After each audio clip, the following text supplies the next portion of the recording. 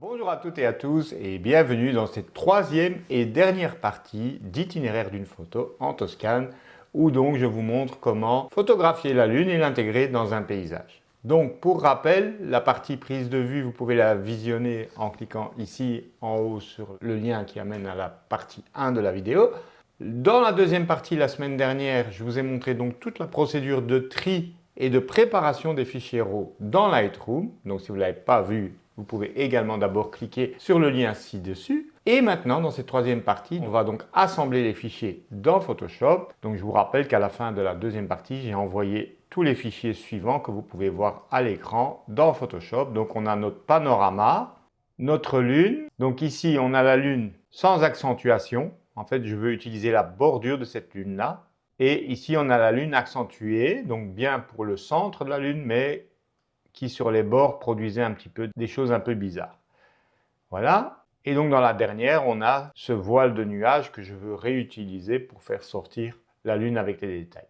Donc sans plus tarder, allons voir comment assembler tout ce puzzle.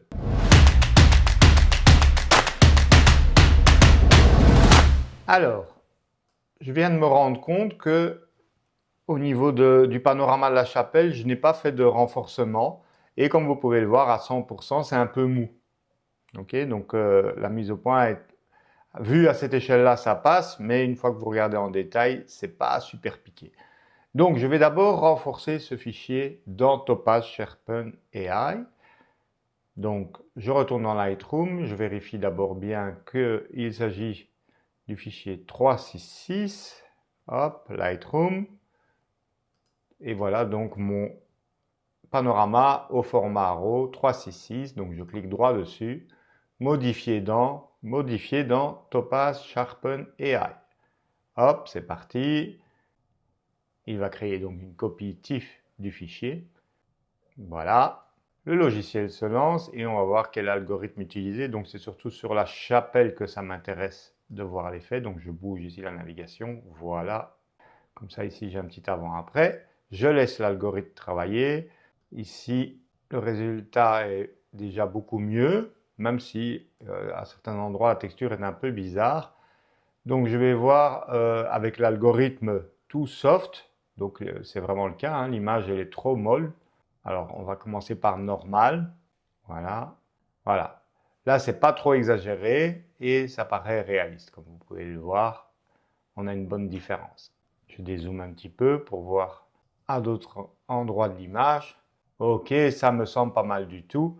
Donc je fais Apply ici en bas et donc il va enregistrer le fichier, voilà, Processing, comme vous pouvez le voir. Et donc ce dernier va se retrouver dans mon Lightroom parce que je l'ai envoyé depuis Lightroom. Donc si vous ne l'envoyez pas depuis Lightroom, il ne va pas revenir automatiquement dans Lightroom. Vous devrez resynchroniser le dossier dans lequel il est enregistré. Vous voyez à présent dans Lightroom que j'ai bien mon panorama DNG, l'original, et ici modifier pointif. Donc, celui-là, je vais l'envoyer dans Photoshop maintenant. Commande ou CTRL E. Il me demande si je veux modifier la copie. Oui, en fait, c'est l'original ici. Hein. Il n'y a eu aucun réglage Lightroom. Voilà, modifier. Il va s'ouvrir donc dans un onglet séparé. Et je vais venir glisser ce fichier maintenant dans l'autre document en maintenant la touche majuscule enfoncée afin qu'il se place pile poil au bon endroit. Ah ben apparemment, le cadrage n'était pas le même parce que j'ai déplacé déjà un peu le fichier dans Photoshop auparavant. Donc c'est pas grave, on va les aligner. Alors comment les aligner? C'est très simple. On va se mettre à 100% de niveau de zoom, c'est surtout la partie de la chapelle qui m'intéresse. On va passer le calque du dessus en mode de fusion différence, qui nous permet, comme son nom l'indique, de voir s'il y a des différences. On les voit ici. Et donc je vais, avec les flèches du clavier, monter l'image. Je maintiens majuscule enfoncé pour bouger de 10 pixels en pixels. Voilà. Vous voyez qu'à un moment, c'est devenu tout noir. C'est le but. Quand ça devient noir, ça veut dire qu'il n'y a plus de différence d'alignement entre les deux calques. Alors forcément, vous voyez un léger bord clair, c'est normal, puisqu'en fait, il y en a un des deux qui est un peu mou, donc dont les bords s'étendent un petit peu. Et là, c'est plus net, donc les bords sont plus distincts. Voilà d'où vient cette légère différence en mode différence. V, Alt, Shift N. Voilà, et je fais un petit avant-après, vous voyez que c'est bon. Donc en fait, le panorama DNG ici, je ne vais plus l'utiliser. Je vais le virer. Par contre, je vais en profiter pour renommer le calque du dessus parce qu'il s'appelle calque 1. C'est-à-dire que si après je veux retrouver l'original, parce que c'est possible que si un jour je reviens sur le PSD, j'ai besoin de réaccéder à l'original, eh bien, je préfère toujours conserver le nom. Donc, panorama DNG, je le vire parce que ça alourdit quand même fortement le fichier. Je viens de passer de 2,68 à 1,64 Go. OK, donc celui-ci, je n'en ai plus besoin. Donc, prenez l'habitude de fermer les documents ouverts que vous n'utilisez plus. Ça va libérer des ressources. Alors, on va l'enregistrer. Donc, il est en PSD. Je l'avais déjà enregistré la semaine dernière. Je le réenregistre simplement, du coup, en faisant maintenant commande ou CTRL S. Alors, une des premières choses dont on va avoir besoin dans cette photo, c'est de la sélection du ciel. Donc, je vais d'abord virer la grue, parce que comme vous pouvez le voir, elle va un peu perturber la sélection du ciel. Donc pour ça, je prends l'outil lasso, raccourci L comme Lily, et je vais sélectionner grossièrement ici dans le ciel. Je fais Shift F5 pour appeler la commande contenu pris en compte. Si elle n'est pas affichée, veuillez dérouler la liste et vous le trouverez ici. Je fais appel à cette commande simplifiée, non pas au menu plus évolué de remplissage de contenu intelligent, parce que normalement ça devrait suffire. Il me dit que le fichier va dépasser 2 Go, voulez-vous l'enregistrer au format PSB, qui donc lui est illimité en taille? Oui, voilà, du coup il faudra penser à supprimer le PSD, parce que sinon vous allez vous retrouver avec un PSD, le fichier qui fait moins de 2 Go, plus un PSB. Alors, vous voyez, ici c'est assez correct. Commande ou CTRL D.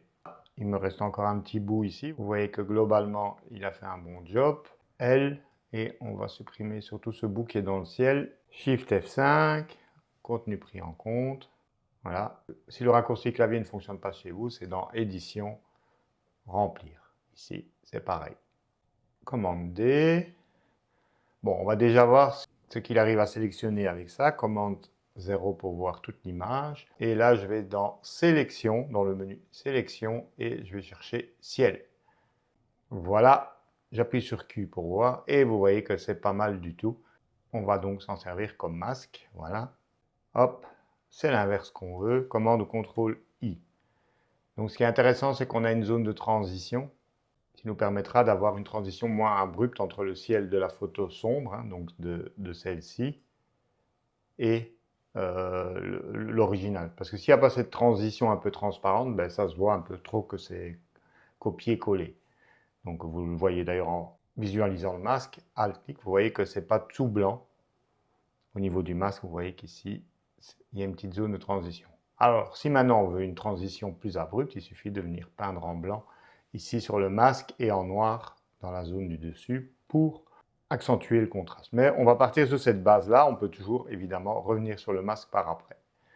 Donc, maintenant, il va falloir aussi décider jusqu'où je vais cadrer, parce que je ne vais pas conserver l'entièreté de l'image. Donc, commande 0. Je vais opter pour un format 2 tiers, donc 3 sur 2 en paysage, puisque c'était mon intention initiale. Donc, pour ça, je vais momentanément cacher le masque. Je vais dans l'outil recadrage, C, et je vais chercher dans format ici, en haut. Donc ici en haut, vous avez les différents formats, et je vais venir chercher donc 2 tiers. Voilà, sauf que c'est l'inverse, donc je clique ici sur la petite flèche qui permet d'inverser les rapports, et donc me voilà dans un rapport 3-2.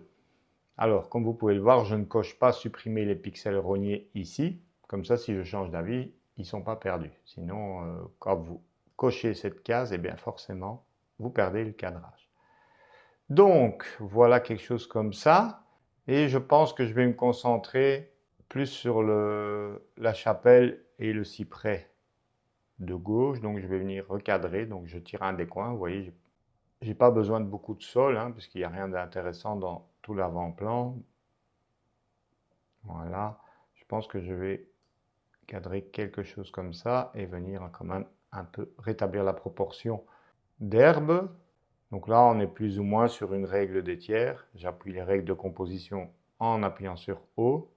Voilà, donc plus ou moins, vous voyez, un tiers ciel, un peu moins d'un tiers de sol. Voilà, ça me semble pas mal, ça m'évitera de devoir effacer la grue, etc.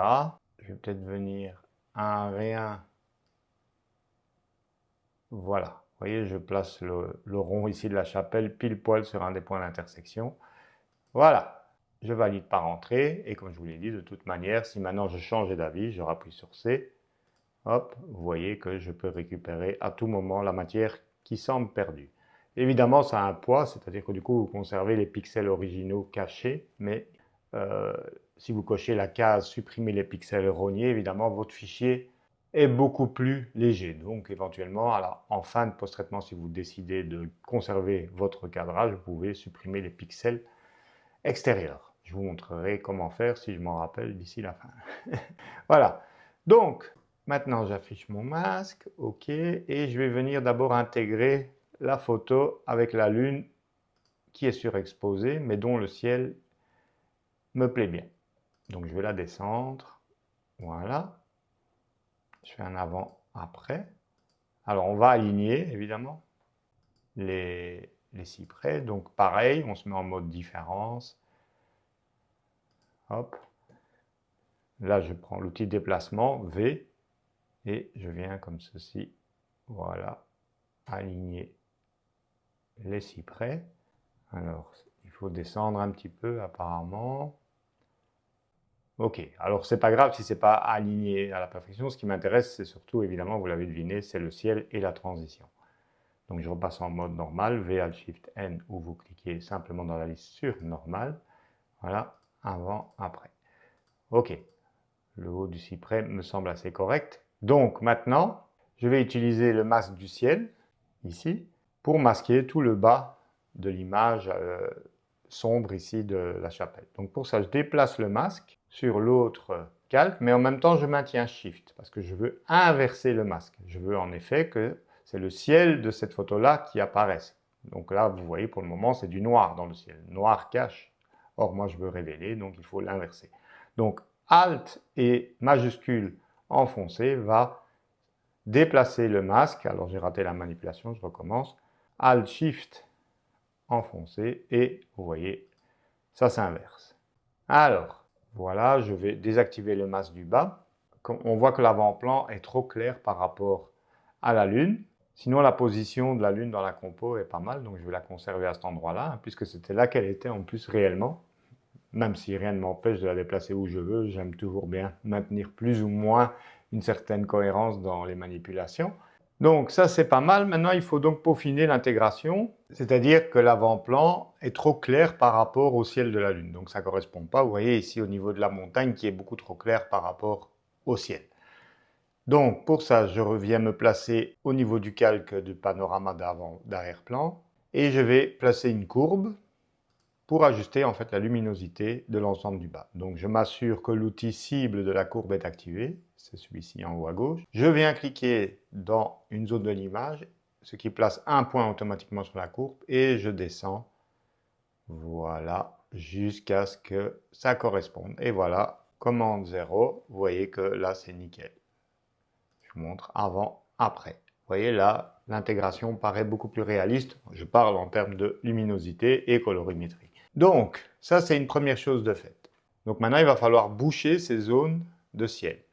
Donc, à droite, ça va être assez compliqué. À gauche, c'est relativement simple. Je vous montre comment procéder. Vous cliquez donc sur le calque qui contient donc le ciel.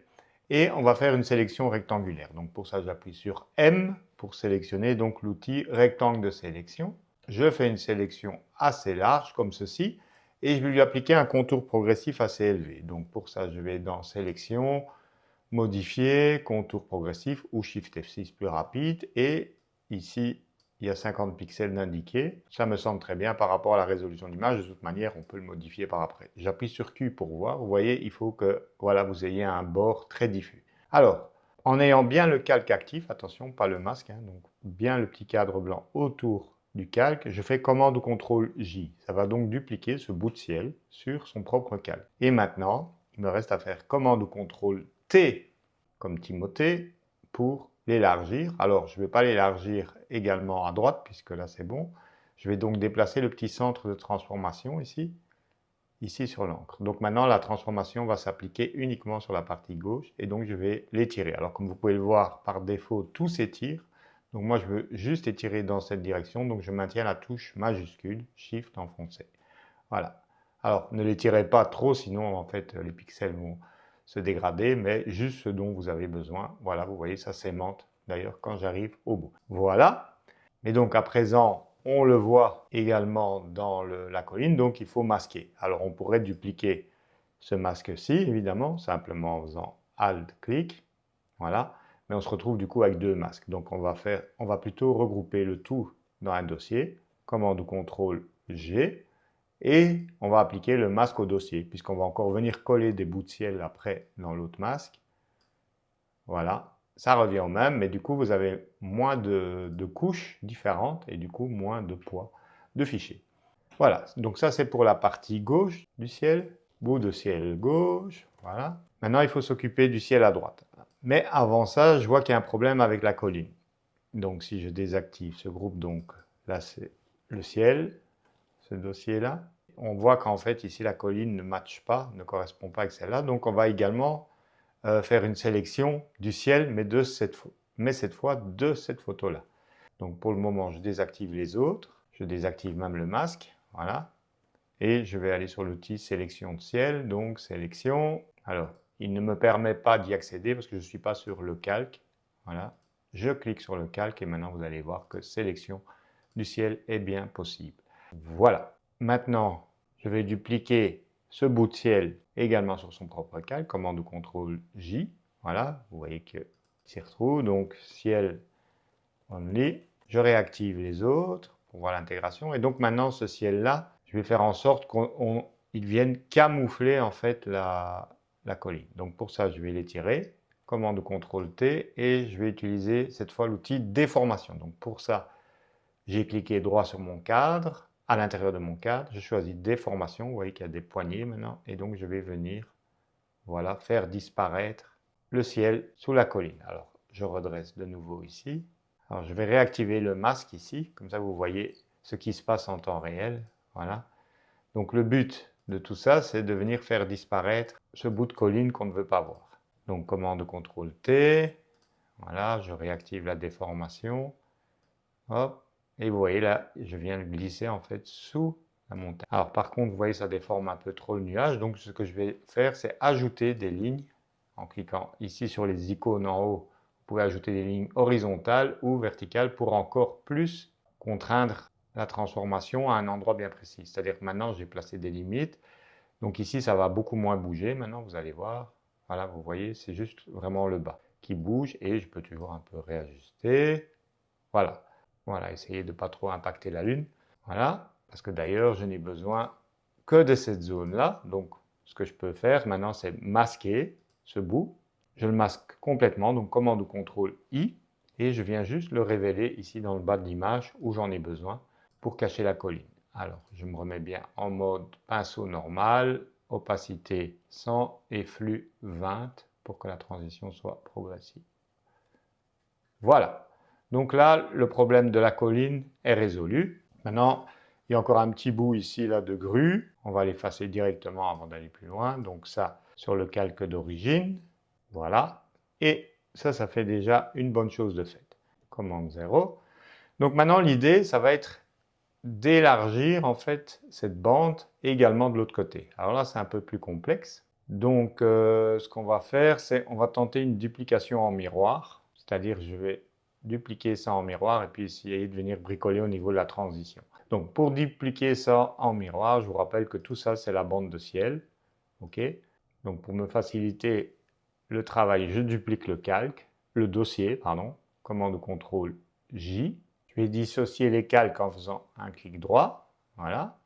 Et je vais donc regrouper tout ça ensemble, commande ou CTRL E, donc pour les fusionner. Donc vous voyez, en fait, là, j'ai l'intégralité du ciel, mais sans le masque. Je vais appliquer une transformation en symétrie horizontale, donc édition, transformation, symétrie d'axe horizontal. Hop, voilà.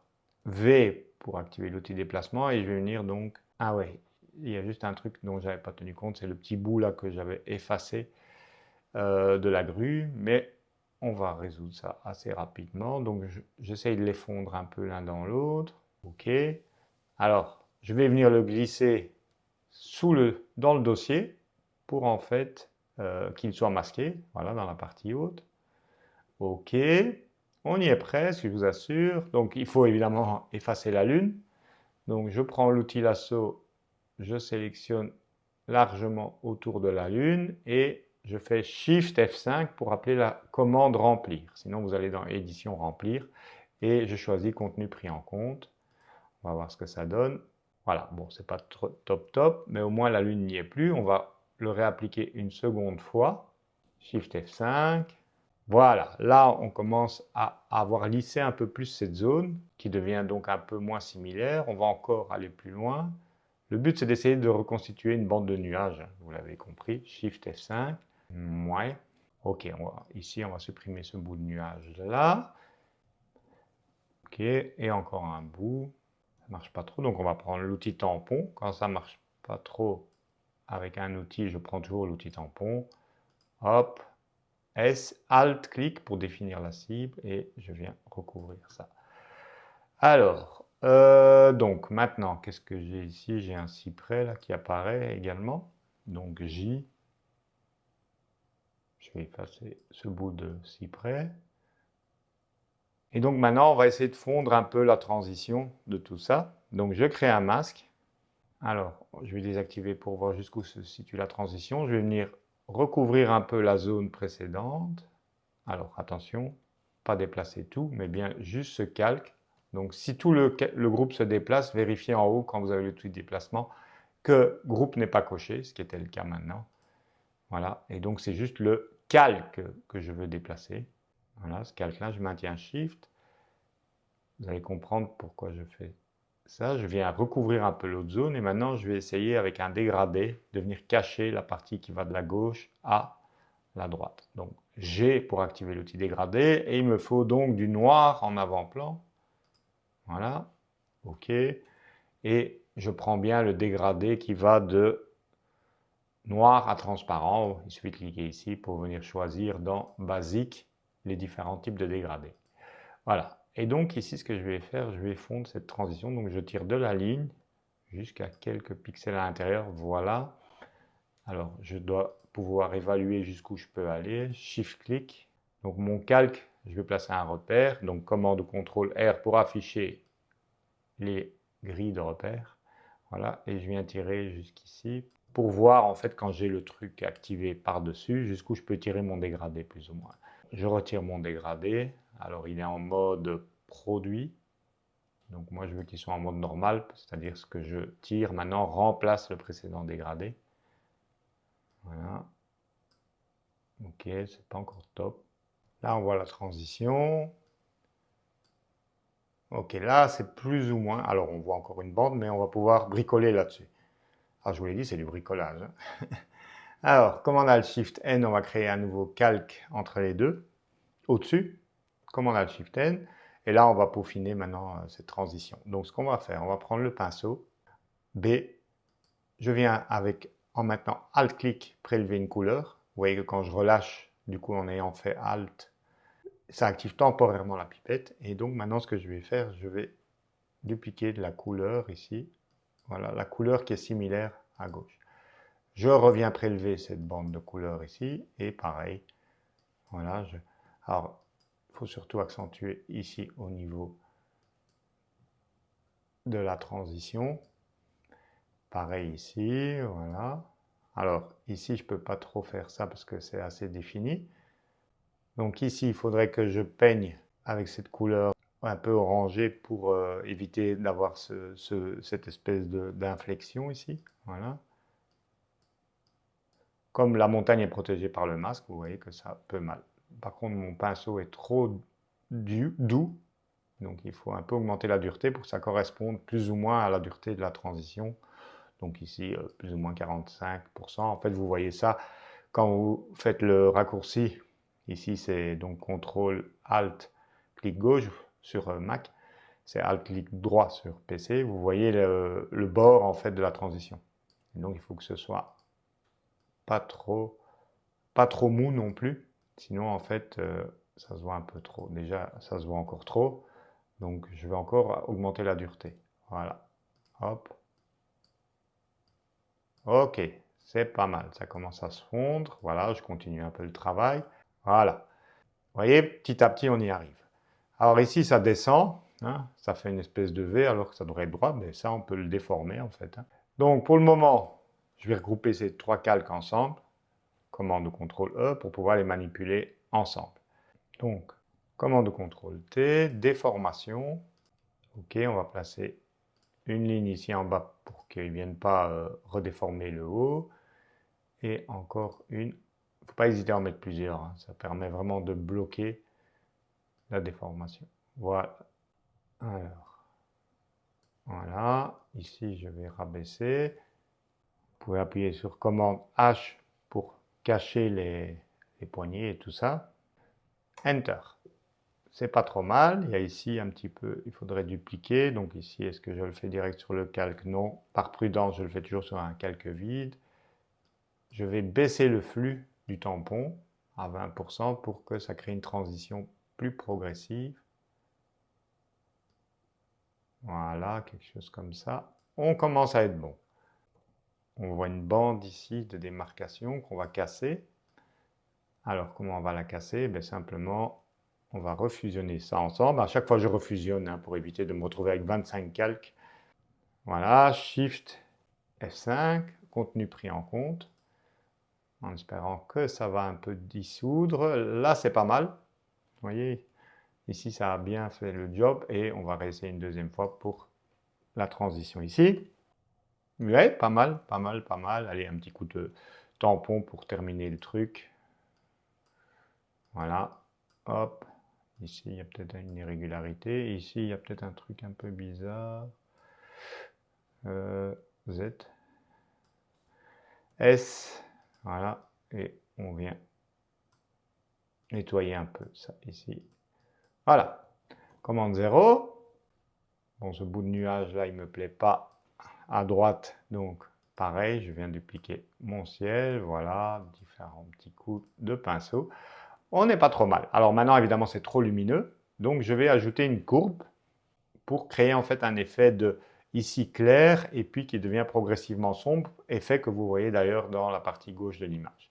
Donc pour ça, j'applique une courbe, mais que je vais écrêter, c'est-à-dire appliquer uniquement au calque qui est en dessous, parce que si vous ne faites pas ça et que vous assombrissez, je vous montre, vous assombrissez tout le ciel.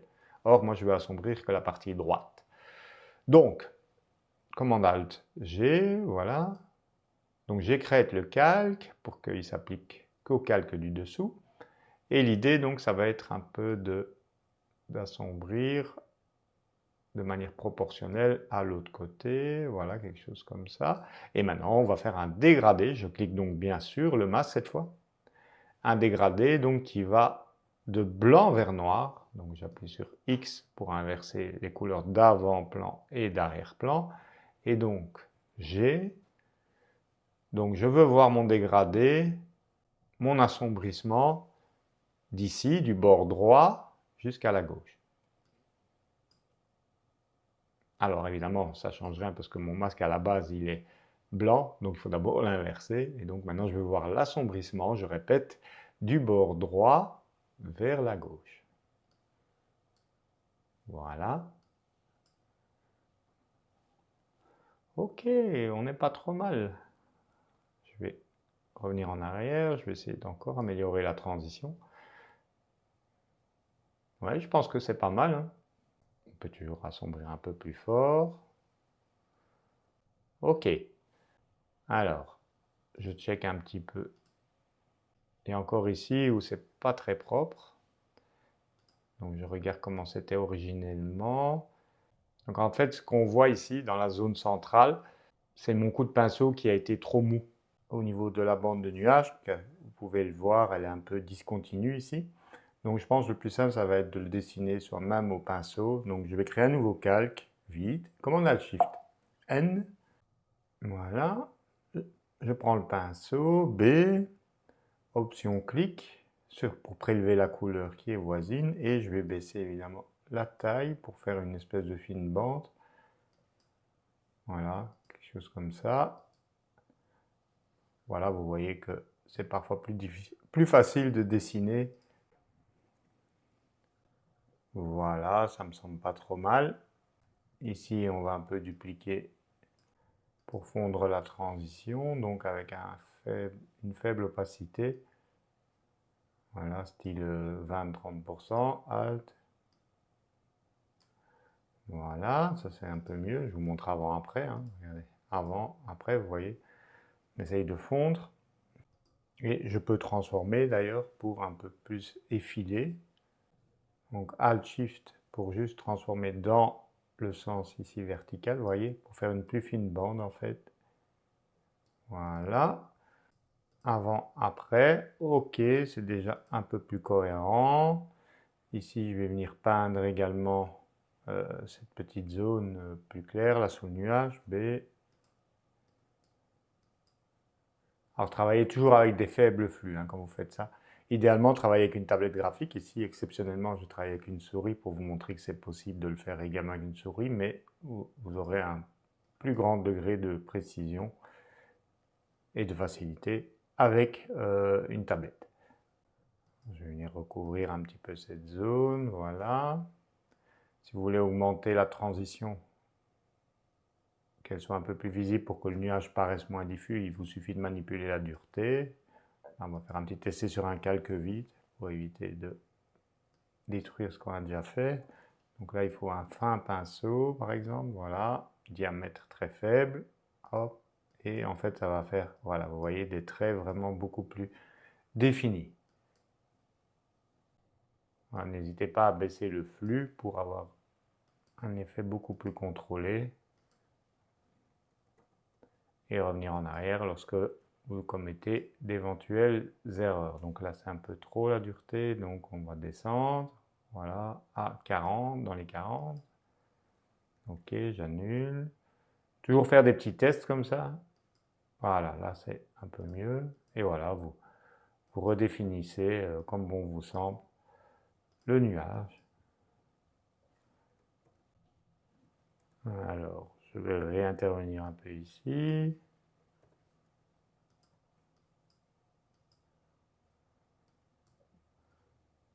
Voilà. Allez, je pense que là, on commence à être pas mal. Vous voyez qu'on peut y passer pas mal de temps pour avoir un bon résultat. Mais là, en fait, c'est parce que je viens de le faire devant vous que peut-être ça vous paraît fake. Mais je vous assure que si vous n'avez pas vu la manipulation, vous n'y verriez que du feu. Ok, donc ça, c'est pour l'intégration du ciel. Donc, je vais fusionner ces deux calques ensemble déjà. Voilà, pour un peu limiter. Finition. Et on va faire un petit avant-après du dossier global. Voilà, vous voyez, c'est pas mal au niveau intégration. Alors, maintenant, on va venir intégrer nos lunes. Donc, ici, dans cette zone-là.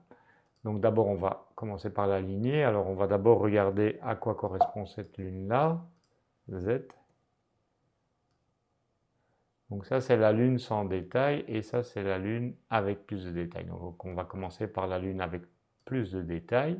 Alors, on va manipuler les deux calques en même temps pour les aligner. Ça nous évitera un double travail à fournir par après. Donc, commande Shift 0.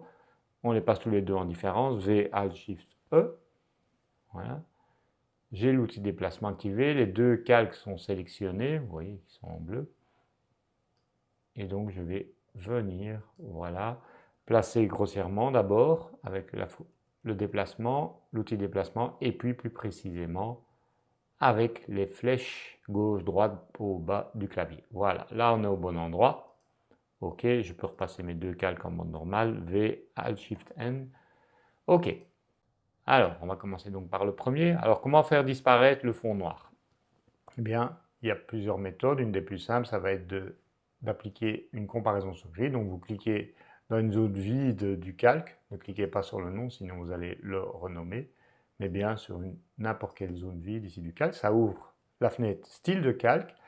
Et donc ce calque, on va rendre le noir invisible. Donc le curseur de gauche, vous allez le tirer à droite. Quand vous faites ça, en fait, vous allez rendre très rapidement, voilà, les tons sombres invisibles. Alors, l'idée c'est de ne pas rendre la lune invisible. Ok, donc on y va. Voilà. Le but est de faire disparaître le liseré noir. Voilà, là attention, vous voyez, là je fais disparaître des détails de la lune. Donc je reviens un peu en arrière. Ok, et maintenant en maintenant Alt enfoncé, je divise le curseur en deux. Et je vais tirer celui de gauche, voilà, pour mieux intégrer la zone de transition. Alors, donc ça, c'est la méthode pour rendre le noir de ce calque invisible. Et maintenant, je voudrais faire réapparaître donc les nuages par-dessus la Lune. Parce que là, comme vous pouvez le voir, c'est pas très réaliste, la Lune au-dessus des nuages. Donc, on va sur calque du dessous. Et cette fois, ce qu'on veut faire ressortir, c'est pas les tons clairs, puisque si je fais revenir les tons clairs, ben, vous voyez la Lune qui est surexposée, mais les tons sombres. Donc ici, en fait, on a plutôt affaire à des tons moyens, mais donc il faut manipuler le curseur des tons sombres pour faire réapparaître le nuage au-dessus de la Lune. Donc on va le plus loin possible. Là, vous voyez, on est dans les tons clairs. C'est que finalement, en fait, ce nuage n'est pas si sombre que ça. Et là, vous voyez que la Lune commence à disparaître. Donc on revient en arrière. Je divise le curseur en deux. Et voilà le mieux qu'on peut obtenir ici. Alors, c'est pas top top. Pourquoi? Tout simplement, je vais désactiver la comparaison sur gris. Donc, pour désactiver temporairement la comparaison sur gris, il vous suffit de cocher ou décocher ici la case aperçue. Ici, en fait, pourquoi ça ne marche pas super bien? C'est parce qu'en fait, le nuage ici, les bouts de nuage qui rentrent dans la Lune sont eux-mêmes très clairs. En fait, la Lune, pour cette intégration, est beaucoup trop claire. En fait, elle est surexposée et donc ici, la comparaison sur gris a un peu du mal. Parce que je vais vous montrer d'autres exemples. Voilà, ici, j'ai mis une lune par-dessus ce ciel. Je fais donc disparaître le noir avec le curseur ce calque. Voilà, là c'est très facile. Et puis regardez, ici je vais faire, ici le ciel présente une situation différente. C'est le ciel qui est plus sombre que le nuage. Et donc je vais tirer le curseur des tons clairs, voilà, et vous allez voir le nuage apparaître devant la lune. Après on divise, voilà. Et maintenant c'est donc indépendant, je peux bouger ma lune où je veux, vous voyez, elle va apparaître par semi-transparence derrière le nuage, ce qui donne un résultat beaucoup plus réaliste. Malheureusement ici, comme on a ce problème de différence de luminosité qui est trop important, la comparaison sur gris ne permet pas de résoudre suffisamment bien ce souci, parce qu'en fait on dispose de 0 à 255 comme levier, ce qui dans ce cas-ci n'est pas suffisant pour vraiment récupérer les détails du nuage. Vous voyez quand même que le nuage apparaît un petit peu devant la Lune. Donc ici, ce que j'aurais fait si j'avais conservé en fait le fichier RAW, c'est-à-dire que je l'aurais importé en tant qu'objet dynamique dans Photoshop, eh bien, j'aurais baissé les hautes lumières, j'aurais pu récupérer un peu plus de détails dans les nuages. Malheureusement, je l'ai importé en tant que fichier aplati, parce que c'est pas parce qu'il y a marqué ici DNG qu'en fait j'ai le format RAW. En fait, je ne l'ai pas ouvert en tant qu'objet dynamique et donc je n'ai plus accès aux data, aux données du fichier RAW. Et donc si par exemple je cherche à assombrir juste les hautes lumières, je vais mettre une courbe par-dessus, vous allez voir que très probablement les possibilités de récupération sont vraiment très faibles. Voilà, vous voyez en fait, on ne récupère pas vraiment du détail dans les cratères du nuage, mais au contraire, le blanc devient juste gris. Alors que sur le fichier RAW, je vous montre si je le retrouve rapidement, voilà, c'est celui-là. Donc regardez, si je baissais les hautes lumières, vous voyez que j'arrive à récupérer des détails dans la Lune. Donc voilà pourquoi ça peut être utile d'importer son fichier RAW en tant qu'objet dynamique dans Photoshop depuis Lightroom. Donc pour ça, il suffisait en fait de faire un clic droit sur le RAW et faire modifier dans, voilà, ouvrir en tant qu'objet dynamique dans Photoshop. Du coup, là, j'aurais eu accès au réglage RAW via l'interface de caméra RAW ici dans Photoshop.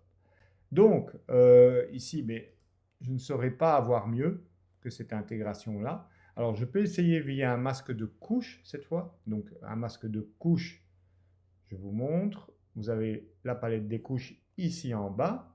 Donc, si vous ne la voyez pas, vous allez dans Fenêtre et vous cochez Couche.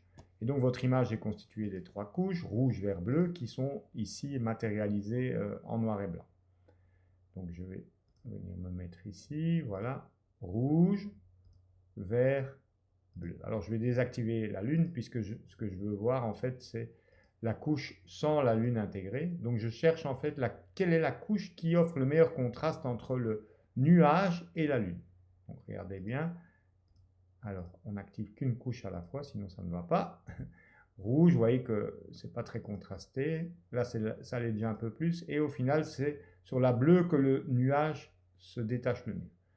Donc ce que je fais, je duplique ma couche en la glissant sur le petit plus en bas, parce que vous ne pouvez pas modifier directement une couche, sinon vous modifiez en fait toute l'image. Donc j'ai cette couche, bleu copie 2, puisque j'avais déjà testé avec une autre couche auparavant. Et là maintenant je vais la contraster pour faire en sorte que je puisse utiliser ça comme un masque, c'est-à-dire que je veux rendre le nuage le plus noir possible, et la lune elle est déjà blanche, donc ça il n'y a pas de souci. Donc image, réglage, car je ne peux pas appliquer un calque de réglage à une couche, mais un réglage qui est destructif. Donc ici, on va prendre par exemple niveau, voilà, et donc on va rendre les gris plus noirs. Donc pour ça, on prend le curseur de gauche qui définit en fait la valeur du point noir. Donc tout ce qui est maintenant à 35 est devenu noir, et ainsi de suite, jusqu'à ce que en fait quasi tout devienne noir. Alors n'allez pas trop fort, sinon vous voyez que ça crée une transition qui est assez abrupt, mais quelque part ici, ça semble pas trop mal. Voilà. Bon, en gros, ça va donner plus ou moins le même résultat d'après ce que je vois. Et comme ça, vous voyez les deux techniques. Donc maintenant, j'ai créé une couche. Maintenant, j'ai besoin de transférer cette couche, en fait, sur le calque. Alors, comment on fait ça? On crée un masque vide en cliquant sur l'icône en bas de Nouveau masque. Et puis, on va aller dans une commande qui s'appelle Appliquer une image. Image, appliquer une image. En gros, cette commande nous permet de copier, coller une couche sur un masque.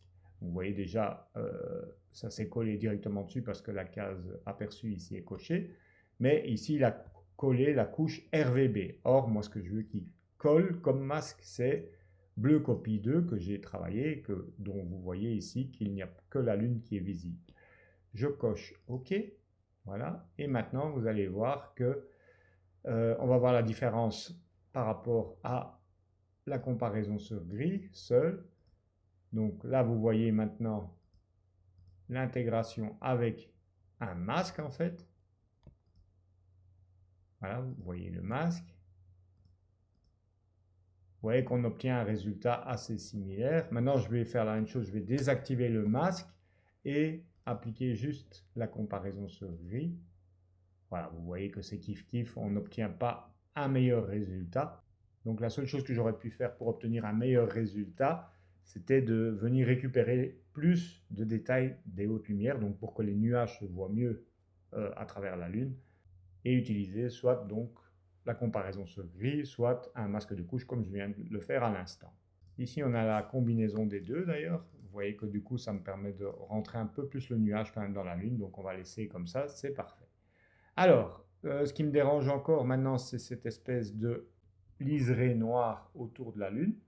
Tout d'abord, on s'aperçoit aussi que la Lune qui a été surexposée, ben forcément, elle est plus grosse, elle paraît plus grosse que la Lune avec des détails. Pourquoi? Tout simplement parce que le rayonnement s'étend en dehors de la surface de la Lune. Donc c'est toujours plus large quand c'est surexposé. Donc c'est un peu embêtant parce que là, du coup, on voit que c'est collé par-dessus. Donc il faudrait idéalement réduire la taille de la Lune originale, c'est-à-dire celle qui est surexposée, pour qu'elle se cache en fait derrière la Lune avec les détails. Eh bien, c'est tout à fait possible, je vais vous montrer. Donc pour ça, il faut sélectionner le calque avec la Lune, donc c'est celui-ci, je pense, voilà. Et on va le convertir en objet dynamique pour pouvoir en fait appliquer un filtre sur lequel on veut éventuellement pouvoir réintervenir. Donc pour ça, il suffit de cliquer droit et faire convertir en objet dynamique. Voilà. Parce qu'en fait, je ne sais pas de quelle valeur je vais devoir appliquer le filtre. Et donc, il est possible que je doive le faire, que je doive le relancer plusieurs fois. Donc maintenant, je vais dans filtre. Et là, je vais aller dans fluidité. Alors, je vais désactiver le reste. Comme ça, vous voyez bien ce qui se passe. Vous comprenez surtout ce qui se passe. Voilà. Donc, je lance le filtre fluidité. Voilà.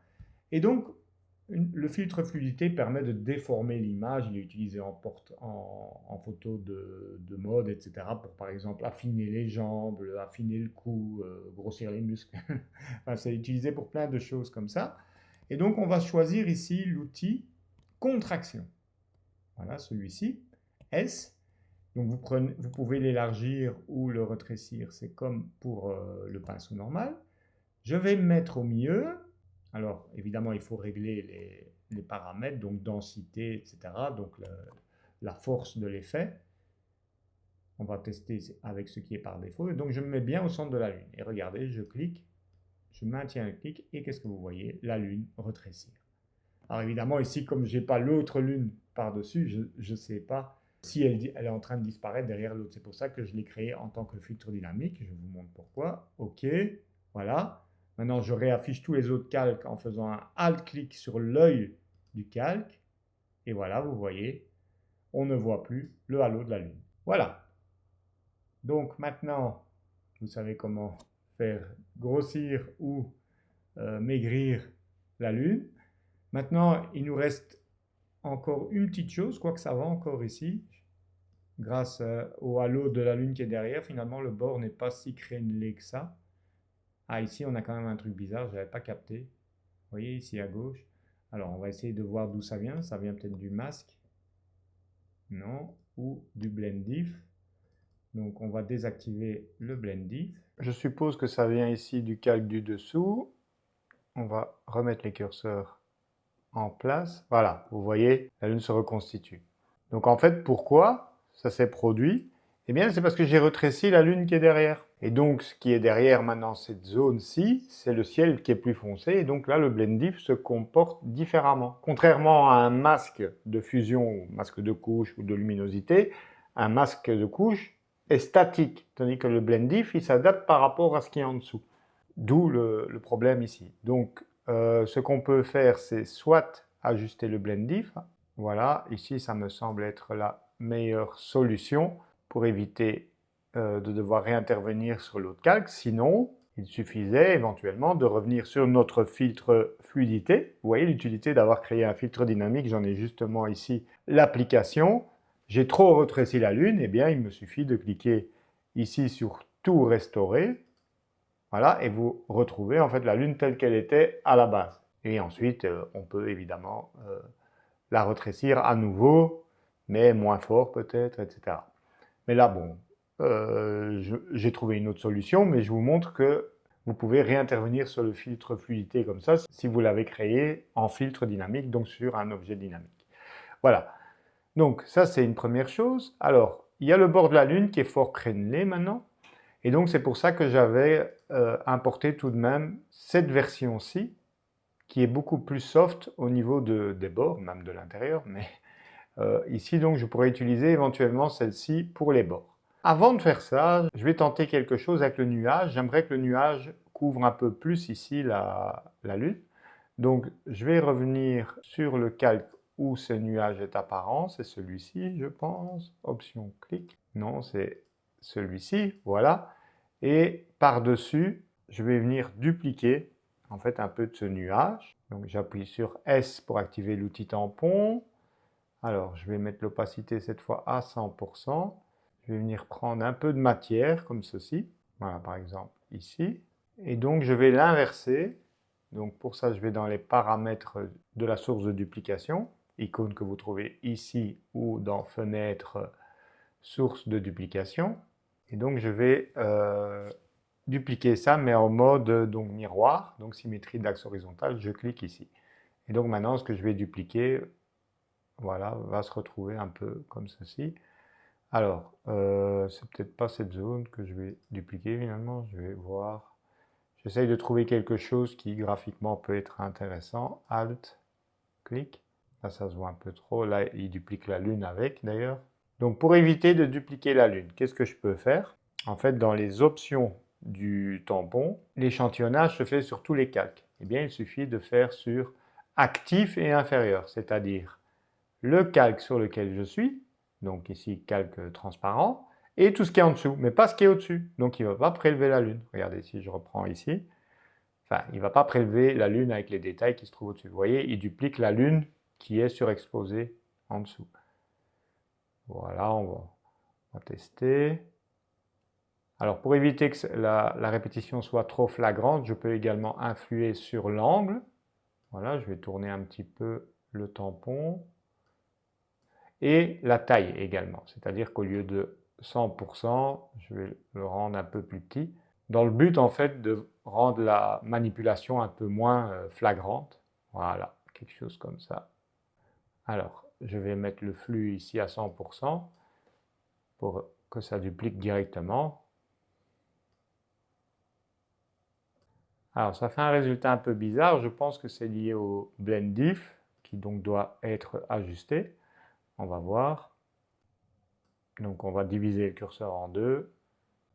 Voilà, vous voyez, c'était le blend diff qui nécessite un réajustement à ce moment-là.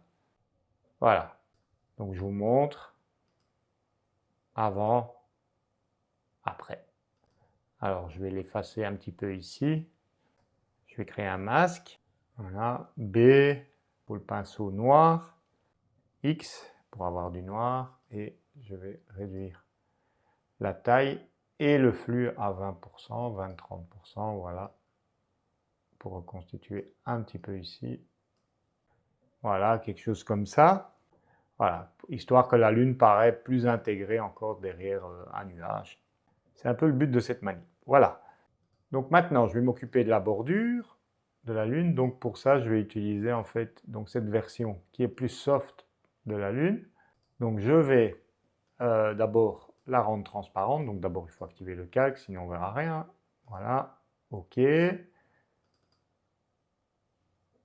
Calque, ce calque, je tire le curseur à droite. Vous voyez que le bord disparaît très rapidement. Alors évidemment, je veux qu'il rentre assez fort dedans. Et puis Alt pour diviser le curseur en deux pour encore fondre plus la transition. Alors, je regarde un petit peu ce que ça fait. Alors, je me concentre que sur la bordure, hein, parce que vous voyez, même là, c'est pas top.